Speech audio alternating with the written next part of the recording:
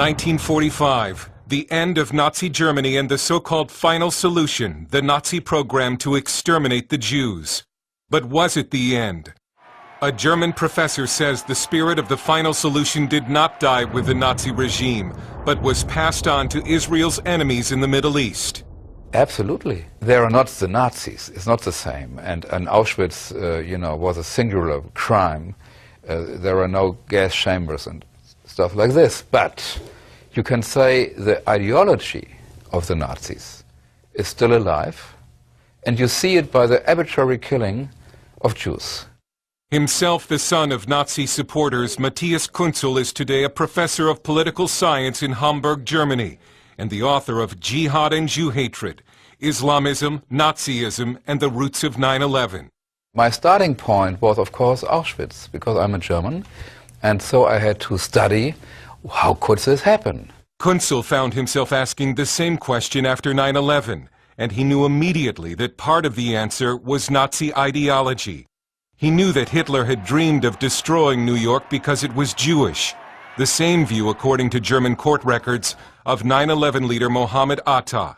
When I saw the 9/11 event in television in Germany, it was not difficult for me to see the fingerprints of anti-Semitism even in this event. A central figure in Kunzel's book is the Grand Mufti of Jerusalem, Haj Amin al-Husseini, the highest Muslim authority in Palestine and an ardent admirer of the Nazis.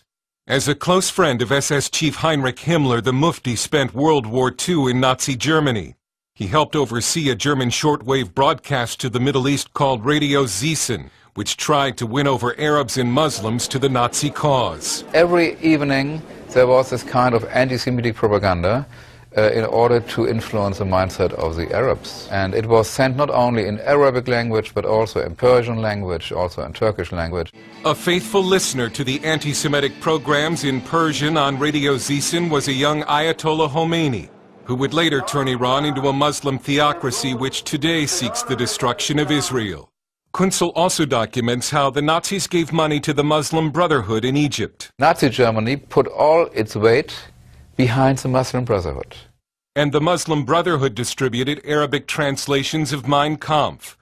The Muslim Brotherhood is the parent of terrorist groups like the PLO, Hezbollah, Hamas, and Al-Qaeda. The Mufti living in Berlin hoped to bring the Nazis' final solution to Palestine, and was personally responsible for persuading the Nazis not to free 5,000 Jewish children, who were sent to death camps instead.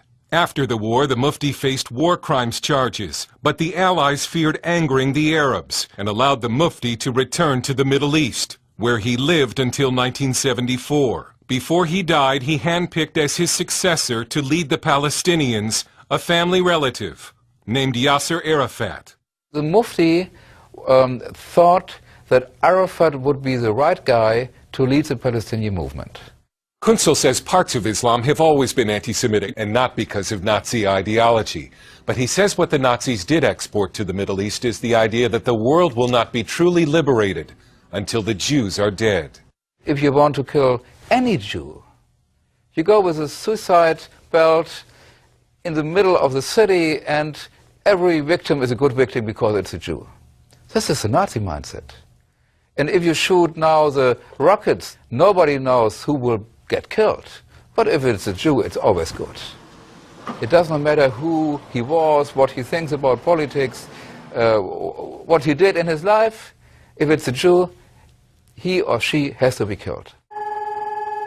As Israel remembers the Holocaust, Iran seeks a bomb it can use to erase the Jewish state in order to make a better world.